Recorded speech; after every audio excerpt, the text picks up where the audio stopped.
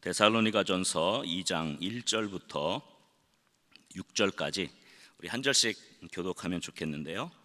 제가 1절 읽고 우리 여러분들이 2절 읽고 우리 6절 합독하고 그렇게 합시다. 제가 먼저 데살로니가전서 2장 1절 봉독합니다. 형제들아, 우리가 너희 가운데 들어간 것이 헛되지 않은 줄을 너희가 친히 아나니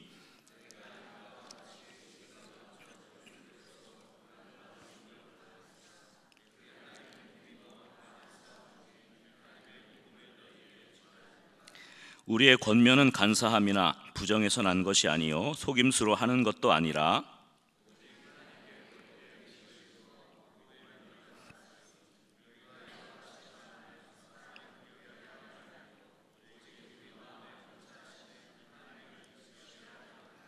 너희도 알거니와 우리가 아무 때에도 아첨하는 말이나 탐심의 탈을 쓰지 아니한 것을 하나님이 증언하시느니라. 또한 우리는 너희에게서든지 다른 이에게서든지 사람에게서는 영광을 구하지 아니하였노라. 아멘. 요즘 목회가 어렵다 이런 이야기를 많이 합니다. 목회자를 보는 눈이 달라진 것 같습니다. 예전에는 그래도 이렇게 가다가 저 어느 교회 목사입니다 이렇게 하면 그 목사님이세요 이런 반응이었는데, 요즘에는 목회자라고 얘기를 하면 이렇게 일단 혹시 사기꾼이 아닌가 이렇게 위아래로 쳐다봅니다. 여러 가지 매체의 영향도 있고 넷플릭스에서 나는 신이다 이런 걸 통해서 기독교를 잘 모르는 사람들, 이단을 모르는 사람들도 교회는 다 똑같아, 목사는 다 사기꾼이야, 착취하고 헌금을 뜯어내고 혹은 성적 착취를 하고, 이런 그 프레임들이 목회자를 바라보는 시선으로 많이 바뀌었어요. 그러니까 예전의 시각으로 우리의 목회를 더 이상 보지 않습니다. 세상 사람들도 그렇고 특히 예수 그리스도를 알지 못하는 사람들은 더 그렇습니다. 그래서 위기의 목회다 이렇게 이야기할 수 있고, 그냥 내가 어느 교회를 섬기는 목사다, 또 교역자다, 사역자다 하는 것만으로 우리가 다른 사람들에게 영향을 미치는 그런 시대는 지나간 것입니다. 근데 요즘만 그런 게 아니라 사도 바울 시대 때도 똑같은 것 같아요. 사도 바울은 특별히 유대 사회가 아닌 이방 사회에 복음을 전해왔기 때문에 로마의 큰 도시들을 중심으로 복음을 전하고 다니는데 워낙 많은 방해가 있었고 고소가 있었고, 그리고 가는 곳마다 어려움에 직면했죠. 그리고 거짓 루머들, 비방들 이런 것들을 많이 경험을 했습니다. 사도 바울도 아주 어려운 목회 환경에 있었어요. 실제로 유대인 중심으로 하나님에 대한 기본적인 가치가 있는 사람들에게 복음을 전하는 것과 완전히 세속적이고 우상을 섬기는 사람들에게 복음을 전하는 것은 완전히 다른 차원의 일들이에요. 그래서 이 사도 바울이 이방인을 위한 선교를 할 때 가진 여러 가지 어려움들이 오늘날의 우리가 직면하는 어려움과 똑같을 거다 이런 생각을 하게 되었습니다. 그런데 사도 바울은 어떻게 끝까지 충성되게 사명을 감당할 수 있었을까? 이게 제가 오늘 함께 나눌 고민이에요.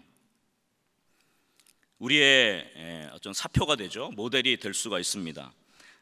여러 가지 이야기들이 있지만 제가 오늘 읽은 데살로니가전서 2장 말씀을 통해서 사도 바울이 어떻게 본인에게 주어진 사명을 끝까지 감당할 수 있었고, 너무 어려운 이 복음의 환경, 목회 환경, 선교 환경 속에서 그 사명을 끝까지 충성되이 감당할 수 있었는지를 살펴보는 게 오늘 말씀의 주제입니다. 그래서 말씀 제목을 좀 이렇게 했죠. 우리 목회는 달라야 합니다.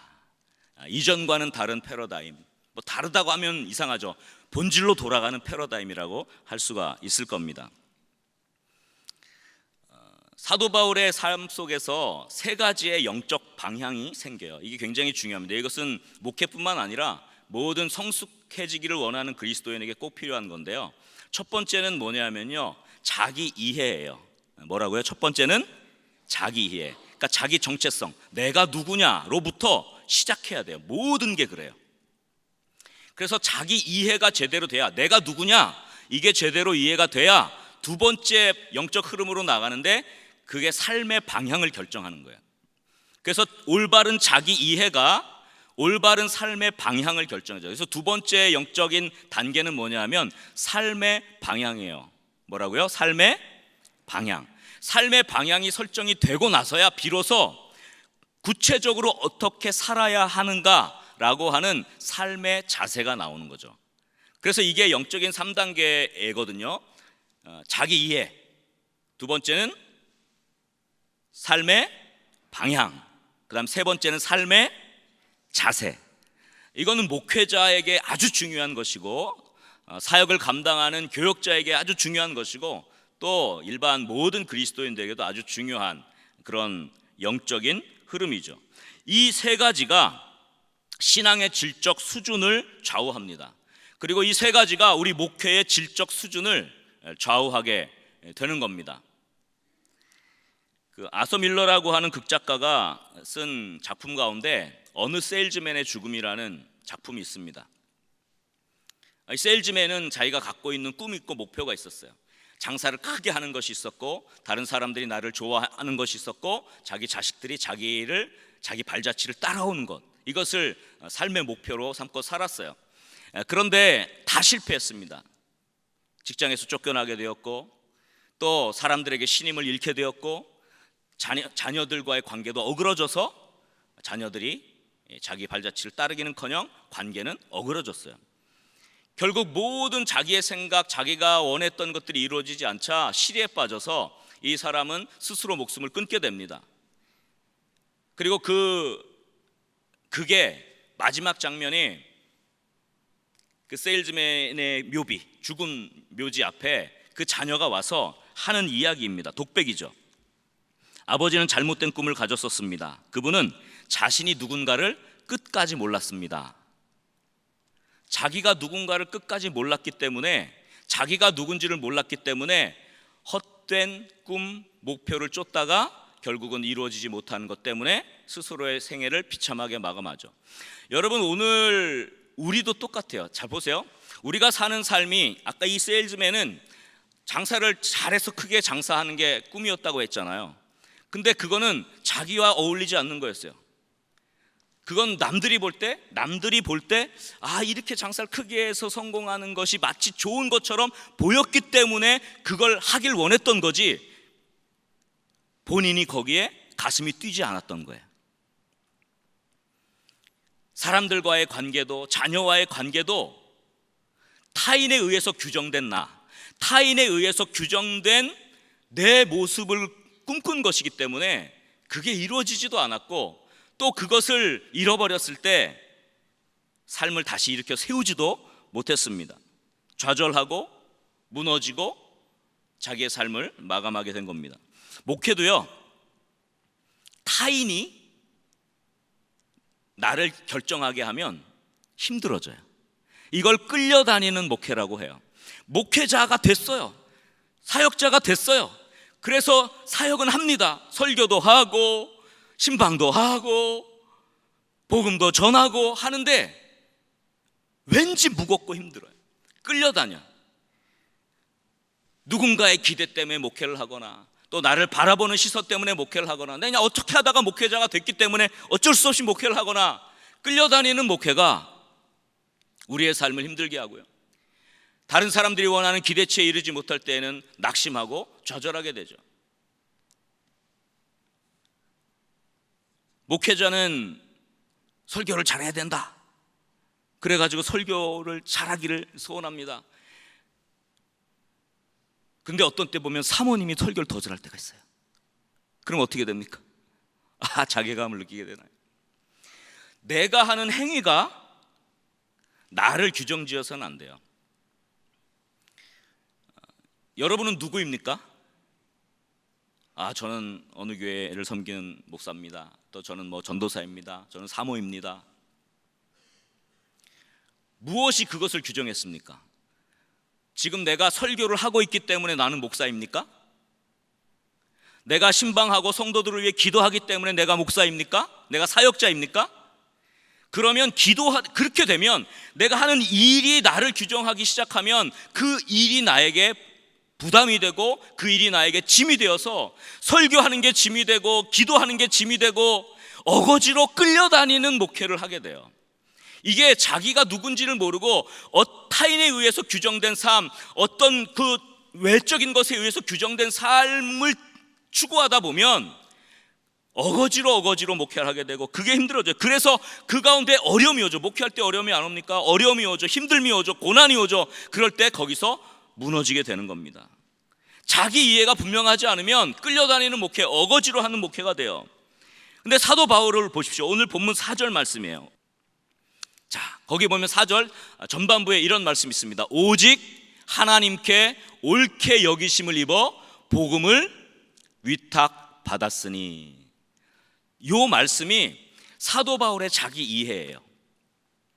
다시 한번 그 전반부까지 한번 천천히 한번 우리 다 같이 읽어봅시다. 오직 하나님께 옳게 여기심을 입어 복음을 위탁받았으니. 사도 바울은요, 이방인을 위한 사역, 굉장히 어려운 목회 환경이에요. 처음 접해보는 환경입니다.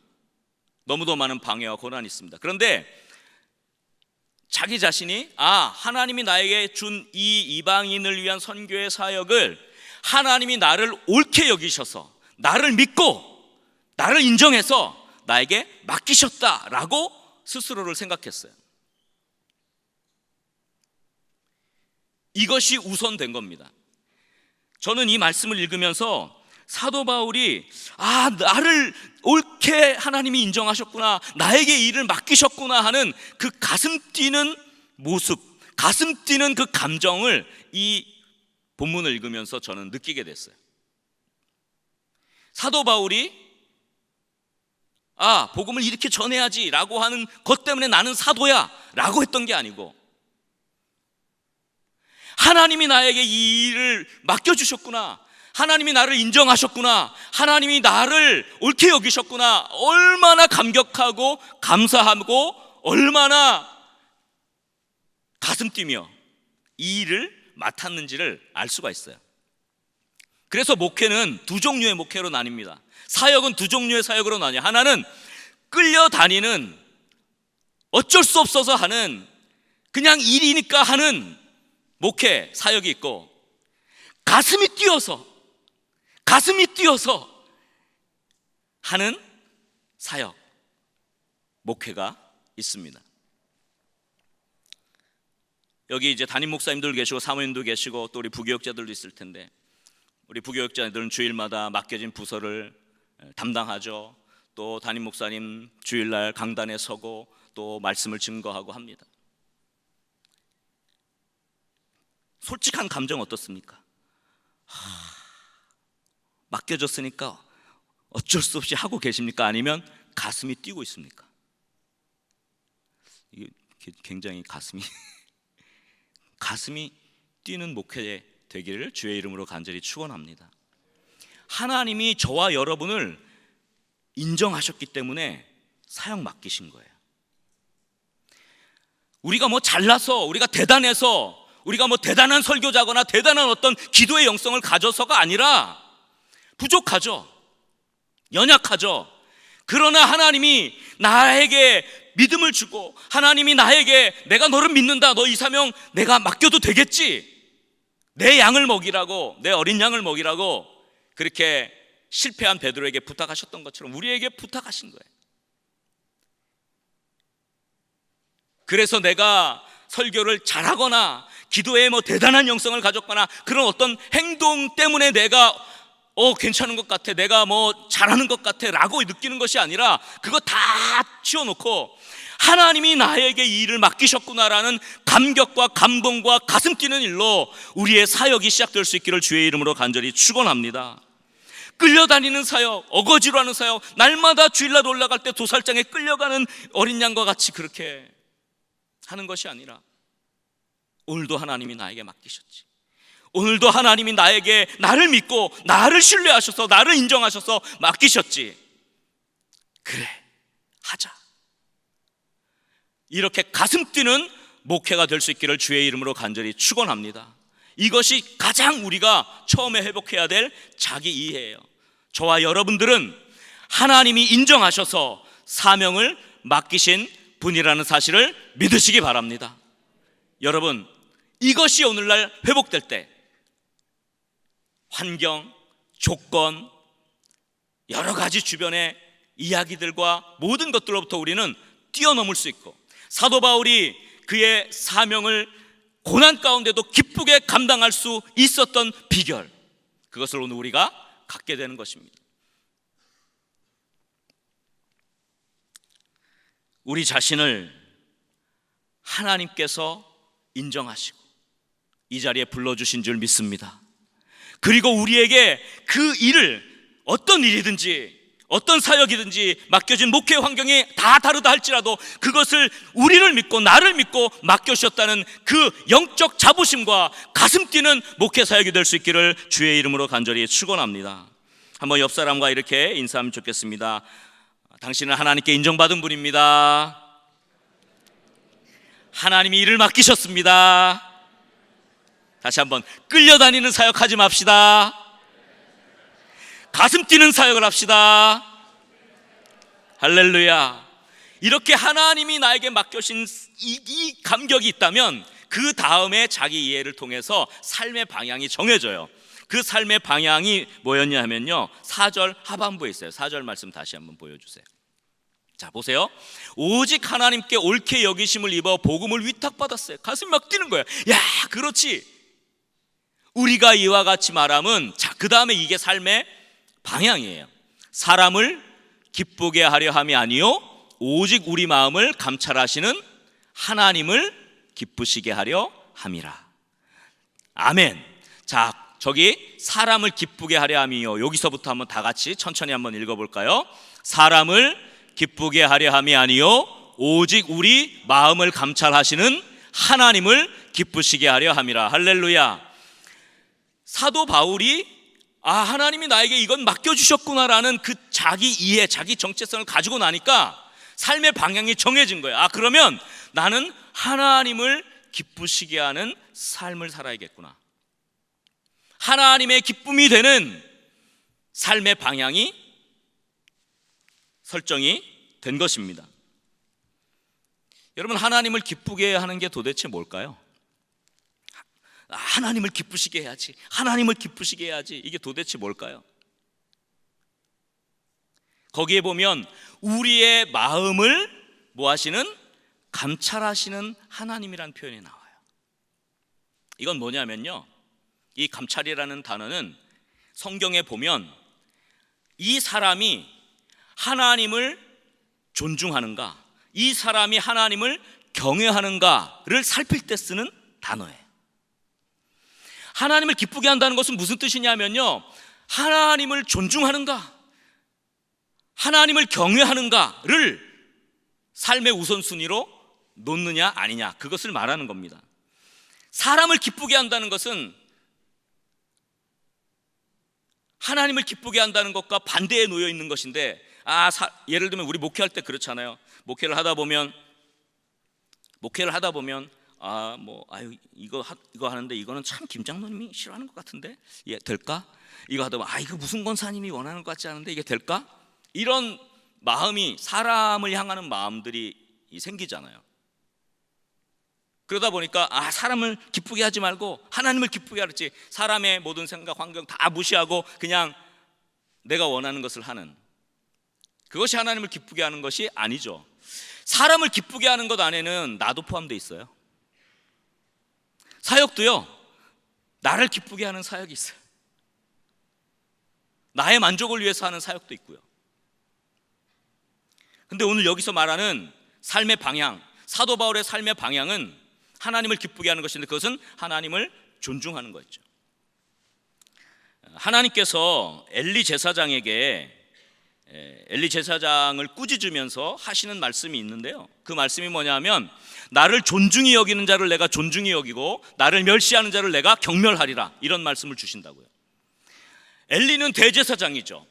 엘리는 대제사장이에요. 그리고 제사의 직분도 다 감당했어요. 엘리는 아마 지성소에도 들어갔겠죠. 그리고 성소에 들어가서 진설병 떡상도 차렸을 것이고, 분향단의 분향의 그 향이 꺼지지 않게 성소를 섬겼을 것이고, 7 등대가 꺼지지 않도록 등잔에 기름을 계속 채웠을 거예요. 제사를 드렸을 겁니다. 뭐 모자란 게 있습니까? 엘리가? 그의 하는 행동으로 보면, 그가 하는 일로 보면 전혀 문제가 없는 사람이에요. 정말 사명을 잘 감당한 사람인 것 같아요. 근데 하나님께서 엘리에게 나를 존중히 여긴 자를 내가 존중히 여기고 나를 멸시하는 자를 자라는 것은 지금 엘리를 말하는 거죠. 내가 그를 경멸하리라. 그의 아들 홈리와 비느하스, 나보다 자식을 더 사랑하는구나.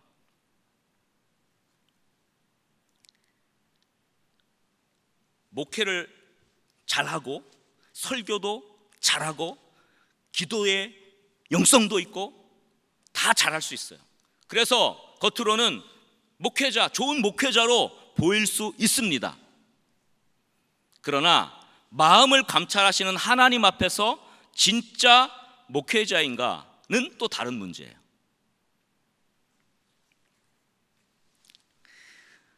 종교인이 되지 말아야 돼요. 종교인. 목회자이면서도 그냥 종교인이에요. 그냥 사역을 잘해요. 미사역으로 말씀도 잘 전합니다. 사람들이 은혜도 끼칠 수 있어요. 그리고 기도도 잘 하는 것 같습니다. 사람들이 칭찬합니다. 좋은 목회자예요. 그러나 여러분, 사람들 평 다 빼고, 내가 있는 자리, 위치 다 빼고 하나님 앞에 선 한 사람으로 내가 정말 하나님 앞에 전혀 부끄러움이 없습니까? 양심에? 목회 그냥 할 수 있어요. 설교 그냥 잘 할 수 있어요. 그러나 생명이 일어나지 않는 목회. 엘리 제사장도 그랬어요. 저는 우리 이제 예배를 드릴 때 제가 예배 처음 시작부터 마지막까지 첫 찬양 영광송 시작할 때부터 다 인도를 해요. 사실 부교육자들이 사회 보고 저가 이제 설교 때만 나와서 설교를 해도 그게 큰 문제겠습니까? 다 그렇게들 많이 하잖아요. 근데 이제 제 마음 가운데 있는 게 하나 있어요. 저희 성도들한테 그렇게 얘기해요. 저는 물론 담임 목사니까 설교를 하고 하지만 저는 단순히 설교자가 되기를 원치 않습니다. 저는 이 자리에서 내가 여러분 예배 인도자가 되기를 원치 않습니다. 저는 그냥 하나님 앞에 예배자가 되길 원합니다. 저 그 고백을 해요. 그래서 제가 처음 시작할 때부터 나같이 일어서서 영광성으로 하나님의 보좌 앞에 나갑시다. 그래서 막 찬양을 하는데 제가 제일 열심히 찬양한 것 같아요. 우리 교회에서 벌쩍벌쩍 뛰면서 찬양하면 주여 저는 예배 인도자가 아니에요. 저는 설교자가 아니에요.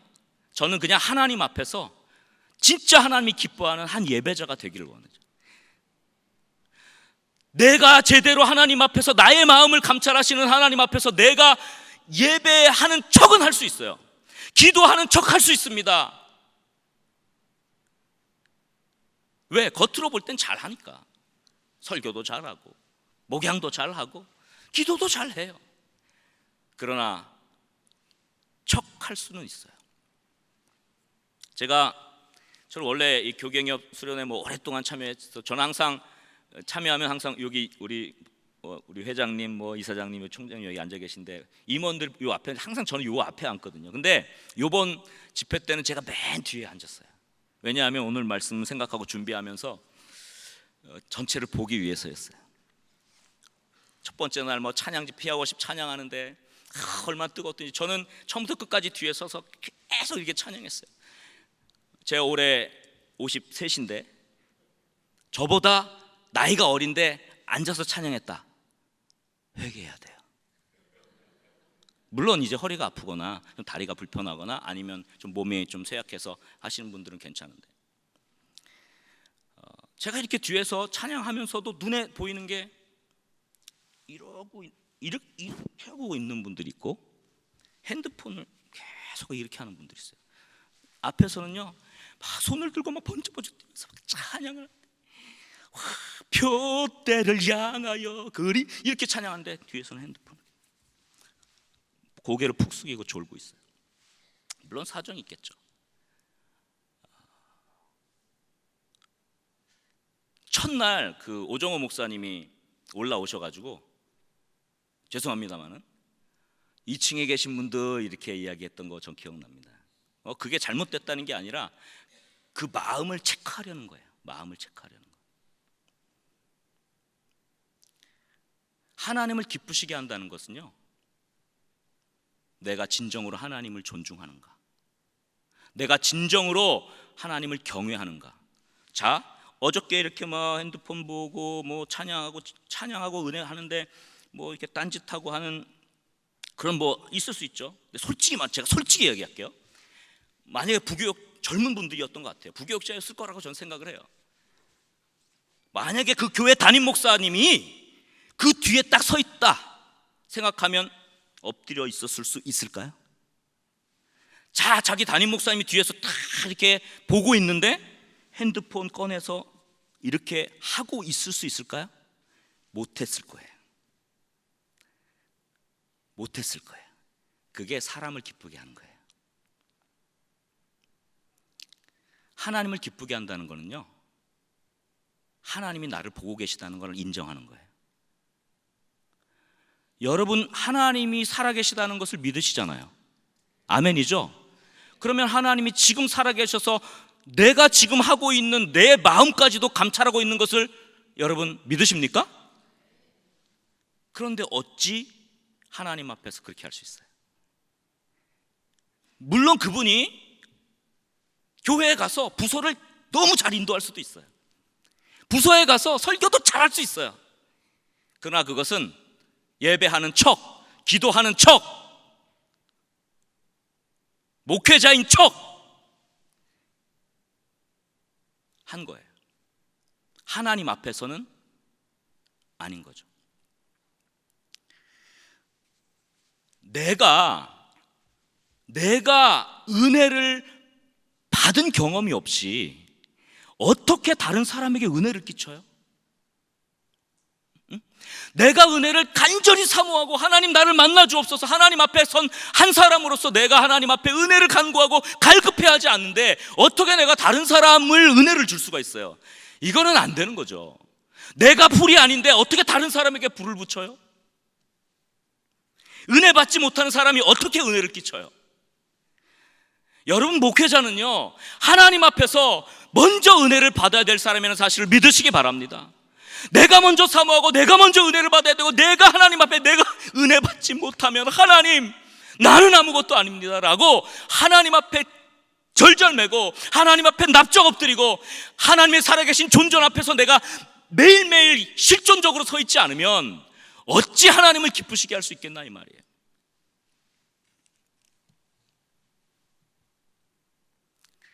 그 모습들이 쌓이고 쌓여 나를 만들어가는 거예요. 거짓된 것이 쌓이고 쌓이면 거짓된 목회자로 가는 것이고, 척하는 목회자로 가는 것이고, 그래서 사역하고 할 때는 경건한 척하고, 사역하고 할 때는 뭔가 은혜로운 목사인 것 같지만 혼자 있을 때는 뒤에 돌아서면 온갖 더러운, 어저께 우리 총장님 말씀하셨던 그런 우상들에 그냥 빠져가지고 완전히 이중적인. 진짜 중요한 거는요, 우리의 사역의 현장이 아니라 진짜 중요한 것은 내가 하나님 앞에 홀로 섰을 때죠.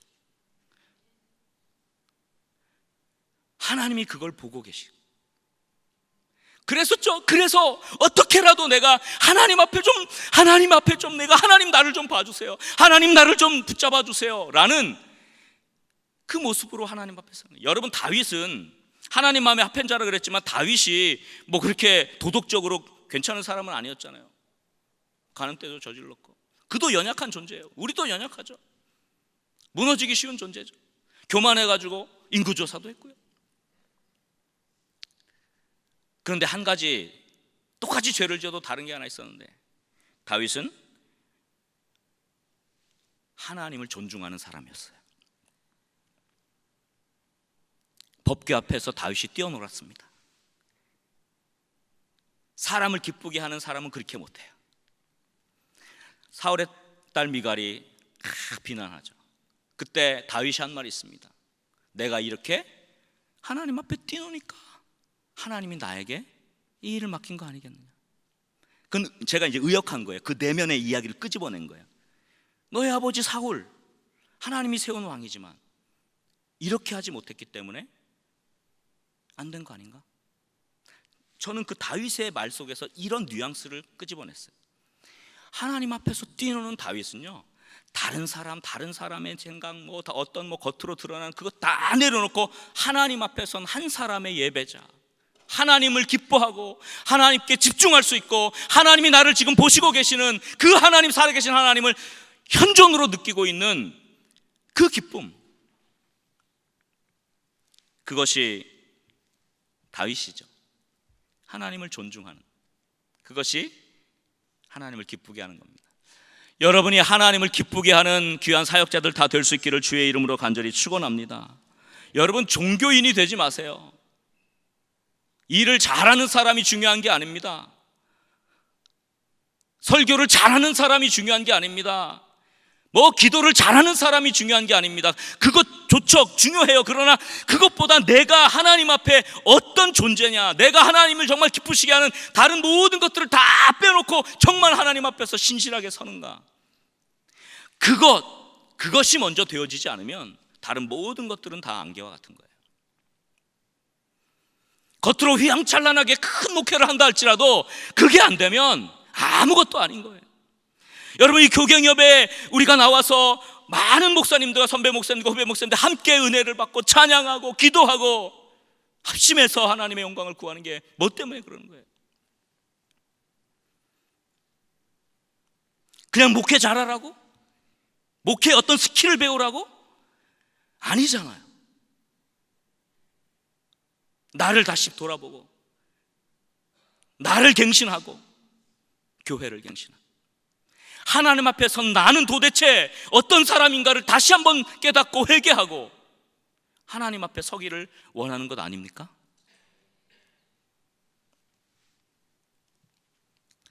하나님을 기쁘시게 하는 이 삶의 방향이 정해져야만 우리의 모든 사역이 진짜가 됩니다. 두 사람이 함께 맷돌을 갈다가 한 사람은 데려감을 당하고 한 사람은 버려둠을 당해요. 두 사람이 똑같이 밭을 갈다가 한 사람은 데려감을 당하고 한 사람은 버려둠을 당해요. 왜 똑같이 밭을 갈고 똑같이 맷돌을 갈았는데 하는 것은 똑같아요. 겉으로는 똑같아요. 그런데 왜 한 사람은 데려감을 당하고 한 사람은 버려둠을 당하죠?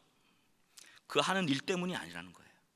그 내면 마음을 감찰하시는 하나님, 그 하나님을 기쁘시게 하고자 하는 그런 저와 여러분 될 수 있기를 주의 이름으로 간절히 축원합니다. 예배 드리는 척하지 마시고요, 예배자가 되십시오. 기도하는 척하지 마시고요, 기도하세요.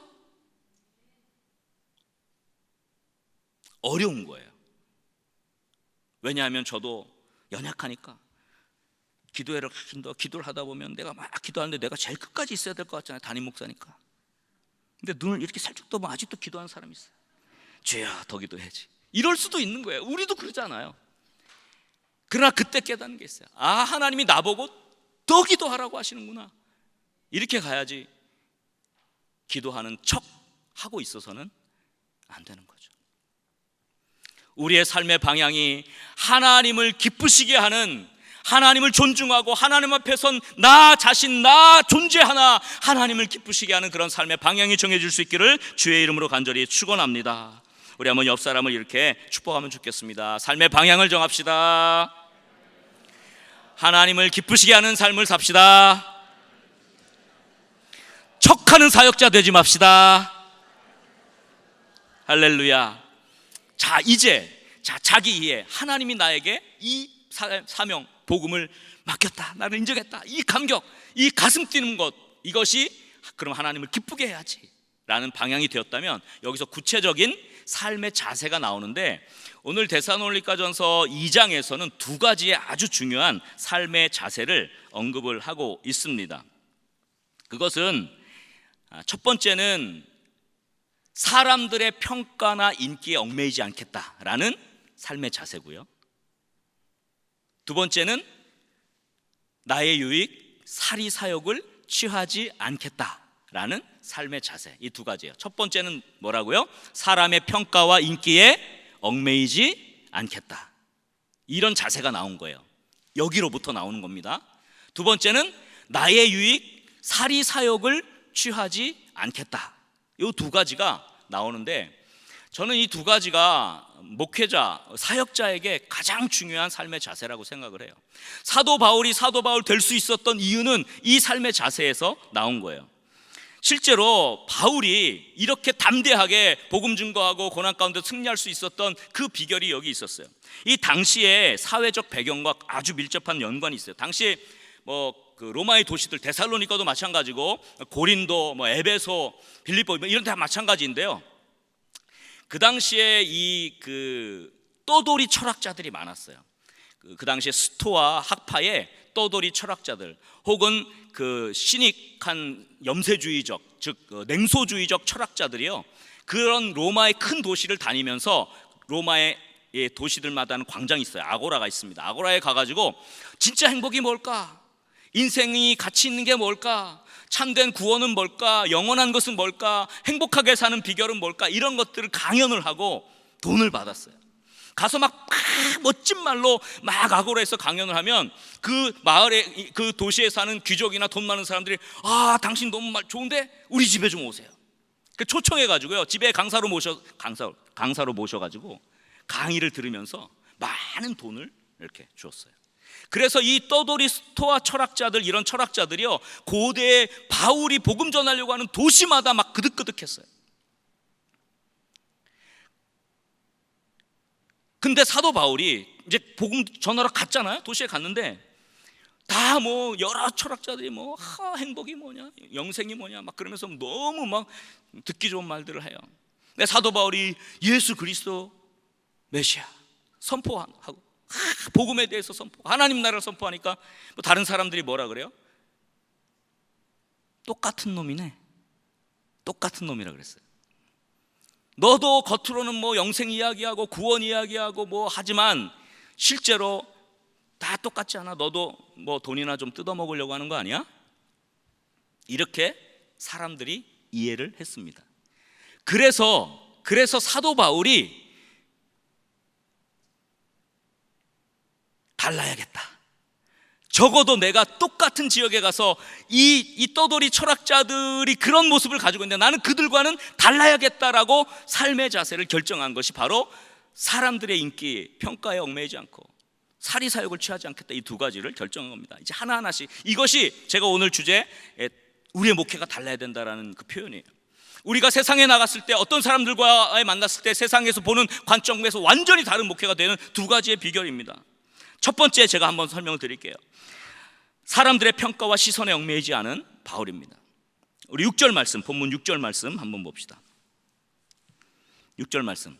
자, 또한 우리는 너희에게서든지 다른 이에게서든지 사람에게서는 영광을 구하지 아니하였노라. 사람에게서 영광을 구하지 않을 때, 이거 뭐예요? 사람들의 평가, 인기, 여기에 영합하지 않았다, 그 얘기입니다.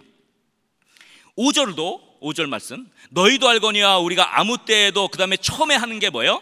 아첨하는 말이나 그랬죠. 아첨하는 말, 이건 누가 했던 말이냐 하면 그 당시에 떠돌이 철학자들. 어쩌면 바울도 떠돌이니까요. 그 도시에 왔잖아요. 얘기하는데 똑같아요. 그들은 아첨하는 말을 했어요. 사람들의 인기에 영합하는 말을 했어요. 나 그거 안 했지? 사람들의 인기에 영합하지 않았지? 그거 얘기하는 거거든요. 그 다음에 탐심의 탈을 쓰지 아니한 것, 이것이 사리사욕을 취하지 않은 거예요. 왜? 그 스토익 철학자들은 미사여구 좋은 이야기를 하고 돈을 뜯어냈거든요. 돈을 얻어냈거든요. 더 많은 돈을 주는 대로 가고 사람들을 좋은 말, 듣기 좋은 말 해가지고 돈을 걷어냈어요. 우리는 듣기 좋은 말을 하는 사람들이 아니라 들어야 할 말을 하는 사람들이죠. 근데 참 우리도 연약해져 가지고요, 메시지를 준비할 때 자꾸 사람을 생각하고 성도를 생각하기가 참 쉬워요. 물론 성도의 상황, 성도의 입장에서 들어야 될 말을 준비하는 것은 맞습니다만은, 그러나 설교의 주제나 방향이 사람이 되면 안 되죠. 설교는 내가 받은 은혜를 전달하는 것이 돼야 되겠죠. 설교는 어떤 사람을 바꾸기 위해서 하는 것은 아니에요. 물론 바꿔집니다만은 그걸 위해서 설교를 하는 게 아니에요. 그래서 어떤 목사님들은 이렇게 막 목회를 하다가 어떤 뭐 일들이 하고 내가 원하는 것들을 이렇게 하는데 그것들이 뭐 막혀지고 하면 그걸 어떻게든지 뚫고 나가려고 거기에 맞는 설교를 하기도 해요. 뭐 그게 나쁘다는 건 아닙니다만, 그러다 보면 사람을 대상으로 해서 사람의 마음에 영향을 받는 설교를 하기가 쉬워요.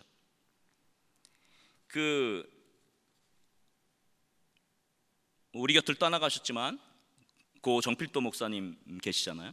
정필도 목사님이 하신 말씀 중에 너무 귀한 말씀들인데 그 중에 설교에 관해서 한 기억이 나는 말씀이 있어요. 그게 뭐냐면, 설교를 할 때 예를 들면 어떤 사람이 나의 마음에 들지 않고 어떤 사람이 내가 원하는 방향과 달라서 그거를 내가 교정해 줘야겠다라고 해서 어떤 것들을 그 사람의 마음의 감정을 담아서 설교를 준비하고 설교를 하게 되면 그 설교는 망한 것이다 그랬대요.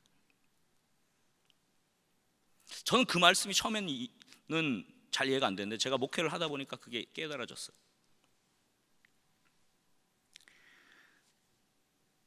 설교라고 하는 것은 내가 받은 은혜를 전달하고 내가 회개한 것을 전달하고 내가 하나님 앞에 꿇어 엎드린 것을 전달하고, 이게 돼야 되는데 가시돋친 언어, 마음속의 분노, 김장로 이거 고쳐야 돼 이렇게 생각하고 준비한 설교, 이것은 사람에 연연하는 메시지가 된 거거든요. 사도 바울은 그렇게 하지 않았다는 겁니다. 아첨하는 말을 할 필요가 없었다는 겁니다. 사람들을 향한 말을 하지 않았다는 겁니다. 이것이 무엇이든 간에 사람 중심으로 복음을 증거하지 않았다는 얘기입니다. 그래서 사도 바울은 우리가 읽은 2장 2절, 데살로니가전서 2장 2절에 이렇게 이야기해요. 2장 2절 말씀 잠깐 좀 띄워주시면, 자, 너희가 아는 바와 같이 우리가 먼저 빌립보에서 고난과 능력을 당하였으나 우리 하나님을 힘입어 많은 싸움 중에 하나님의 복음을 너희에게 말하였노라, 전하였노라 그랬어요.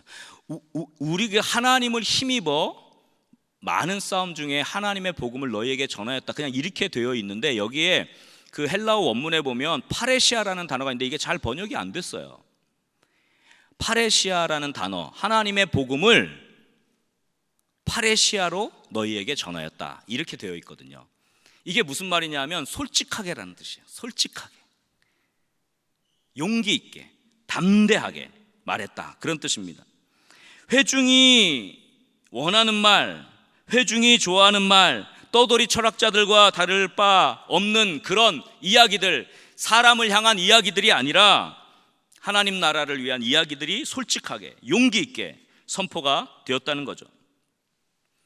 그러니 사람이 뭐라고 하면 우리가 우쭐 올라갔다가 또 사람들이 뭐라고 하면 푹 꺼지지 않습니까? 설교 은혜 받았습니다 그러면 내가 잘했구나, 오늘 설교가 별로예요 그러면 또 확 꺼지고, 그거 중요한 거 아닌 것 같아요.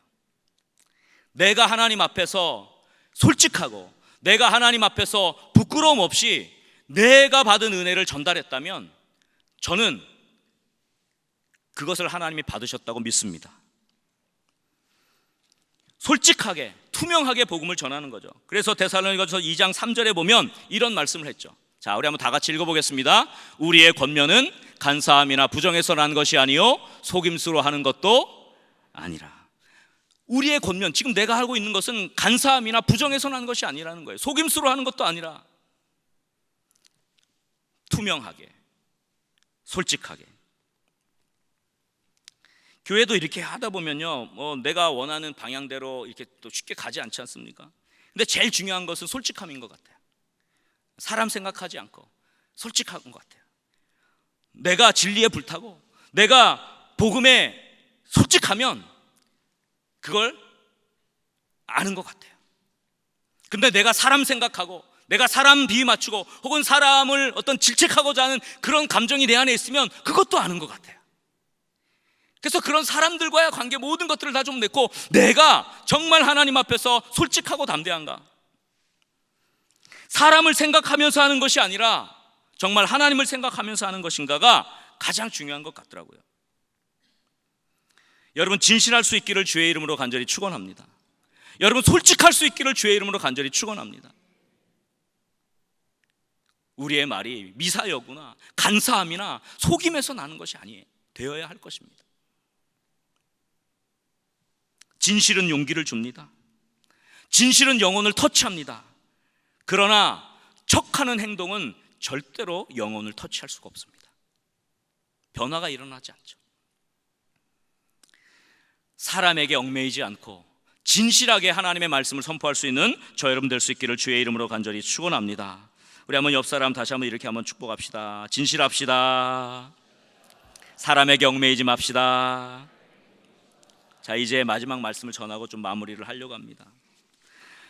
바울은 사리 사역을 추구하지 않았습니다. 작가 말한 대로 이 스토아 철학자들이 수많은 그 도시에 있었어요. 바울이 그래서 가가지고 똑같이 광장에서 선포하고, 나도 똑같은 말인데 이렇게 하면 어떻게 해요? 다른 사람들이처럼 너도 돈 받아 먹으려고 그거 하는 거지? 이렇게 하니까 사도 바울이 그렇게 똑같이 하지 않기 위해서, 나는 다르다는 걸 보여주기 위해서 선택한 게 뭐냐면 그게 바로 자비량이었어요. 자비량. 사도 바울은요, 복음을 전하면서 자비량 선교를 했어요. 밤낮으로 일하고 텐트를 쳤어요.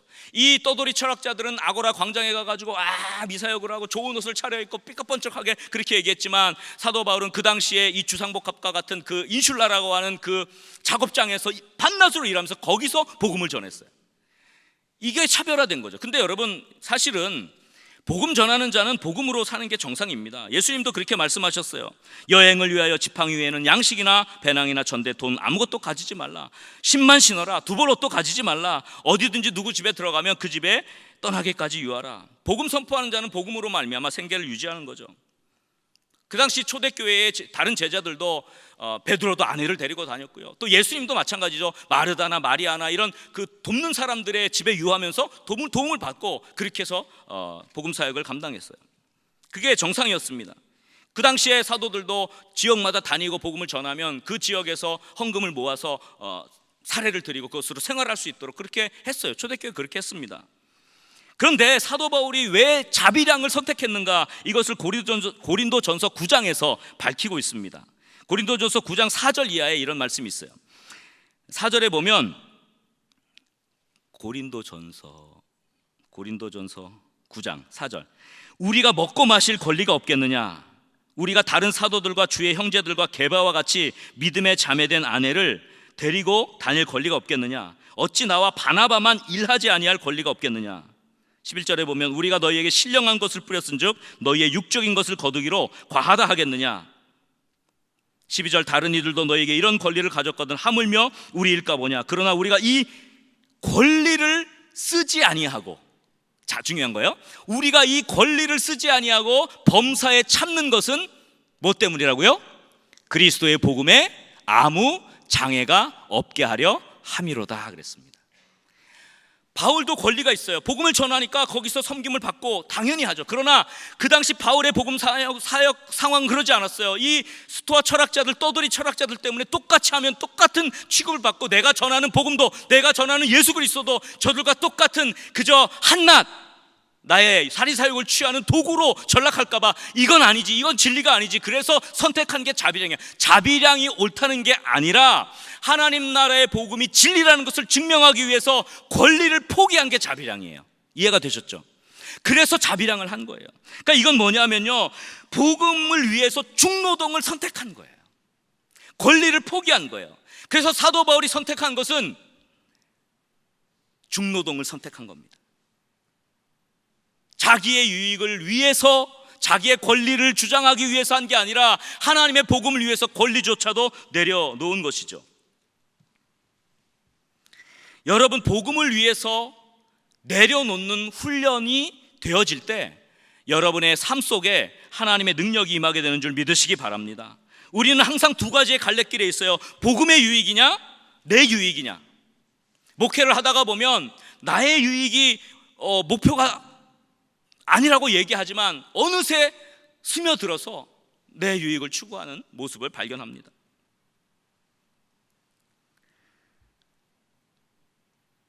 무엇인가를 버릴 수 있는 사람, 예수님 때문에 뭔가를 포기해 보지 못한다면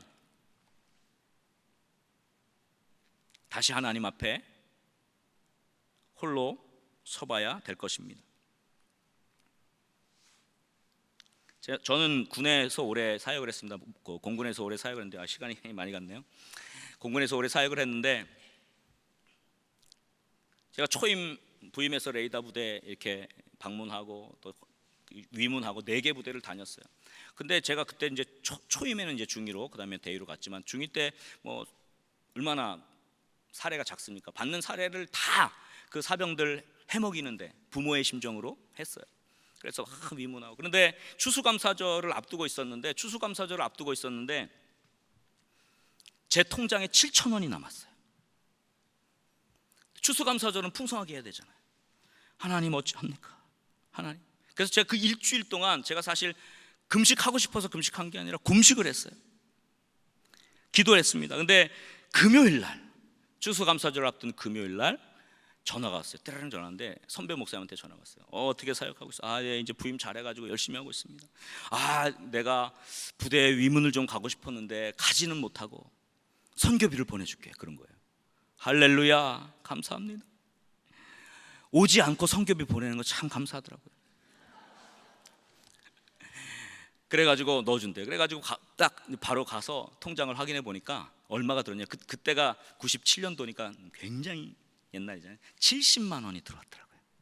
와, 큰 돈이었어요. 제 통장에 7,000원 남았는데 70만 원이 들어왔으니까 몇 배예요? 100배입니다. 저는 성경을 믿는 게요, 30배, 60배, 100배. 그걸로 너무너무 풍성한 추수감사 행사했어요. 너무 감사했어요. 야, 사병 너무 좋아했어요. 그래가지고 너무 감사했어요. 하나님 감사합니다. 추수감사절 끝났으니까 이제 성탄절 남았어요. 성탄절 주세요. 그랬습니다. 그리고 기도했어요. 하나님 성탄절 또 하나님 도와주실 줄 믿습니다. 그런데 아무 소식이 없어요. 빨리 연결해 주세요. 빨리. 아무 소식이 없어요. 근데 하나님께서 저에게 주신 마음이 있어요. 팔아라 그래요. 팔아라. 무슨 말씀입니까? 잘 모르겠습니다. 빨리 연결해 주세요. 그랬더니 주님이 마음속에 주시는 그런 그 생각이, 너의 것을 팔아라. 뭘 팝니까? 제가 갖고 있는 게 아무것도 없는데, 저 아무것도 없어요. 자, 빨리 연결해 주세요. 그러나 사실 처음에 하나님이 너의 것을 팔아라라고 할 때 제 마음속에 떠오른 게 있었어요. 제가 군에 들어간다고 하니까 교회에서 그 성도님들이 돈을 모아서 이제 설교도 준비해야 되고 또 뭐 주보도 만들어야 되니까 노트북, 띵크패드 760, 그 당시에 띵크패드 760 200만 원 넘는 건데 진짜 최고의 노트북이었어요. 그거를 저한테 군에 간다고 선물 줬어요. 제 보물 1호, 제일 아끼는 거, 막 품에 넣고 자고 막 그거. 근데 그게 눈에 떠올랐어요. 하나님, 이건 안 돼요. 이거는 설교 준비해야 되는 거잖아요. 하나님, 이거는 또 주보도 준비해야 되잖아요. 근데 결국 제가 하나님 앞에 무릎을 꿇고 그걸 가지고 용산 전자상가를 가서 팔았어요.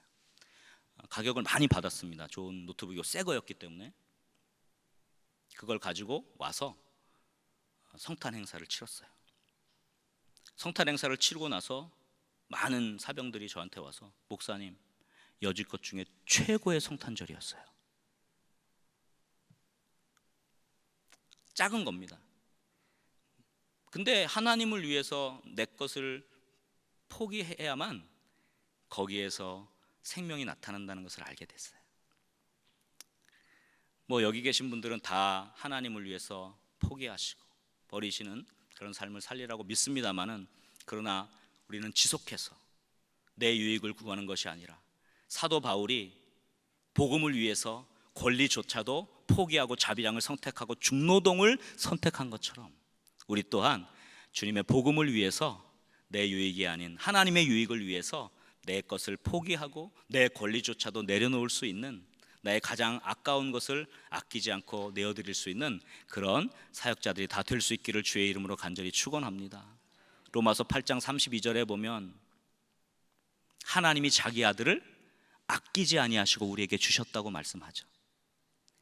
그런데 그 아끼지 아니하셨다는 그 말과 똑같은 말이 창세기 22장에 나오는데, 아브라함이 이삭을 바칠 때 하나님이 나타나셔서 내가 내 아들 독자 이삭도 아끼지 않았으니 이제야 내가 하나님을 경외하는 줄 알겠다, 그렇게 얘기해요. 그래서 사실 이게 다 연결된 거예요. 하나님을 경외하는 것, 하나님을 기쁘시게 하는 것. 하나님은 우리를 위해서 아들도 아끼지 아니하셨잖아요. 우리는 뭘 아낍니까? 아끼지 마세요. 내어놓으십시오. 포기하십시오. 하나님을 기쁘시게 하는 일을 위해서 우리의 유익보다는 하나님의 유익을 위해서 내 것을 내려놓을 수 있는 저와 여러분 될 수 있기를 주의 이름으로 간절히 축원합니다. 우리 한번 옆에 분 마지막으로 인사하고 마무리하도록 하겠습니다. 하나님의 유익을 추구합시다. 하나님을 위해 버리는 훈련을 합시다. 말씀을 정리하겠습니다. 우리의 목회는 달라야 합니다. 나는 누구인가? 자기 이해. 우리는 어떤 사람입니까? 여러분, 저와 여러분은 어떤 사람입니까? 하나님이 인정하셔서 복음 사역을 맡긴 사람이란 사실을 믿으시기 바랍니다. 이 가슴 뛰는 목회할 수 있기를 주의 이름으로 간절히 축원합니다. 하나님이 나를 믿고 맡기셨으니 얼마나 감격스럽습니까? 그래서 하나님을 기쁘시게 하는 삶의 방향이 설정되고, 사람들 보는 것 다 처치하고 내가 하나님 앞에 나의 마음을 감찰하시는 하나님 앞에 어떤 사람인가를 날마다 점검하며 설 수 있기를 주의 이름으로 간절히 축원합니다. 그래서 사람의 평가에 얽매이지 않고 하나님의 유익을 위해서 나의 것을 내려놓을 수 있는 그런 삶의 자세를 통해서 사도 바울과 같이 끝까지 충성하고 하나님의 기쁨이 되는 축복의 사람들 다 될 수 있기를 주의 이름으로 간절히 축원합니다. 이 시간 잠깐 합심해서 기도하도록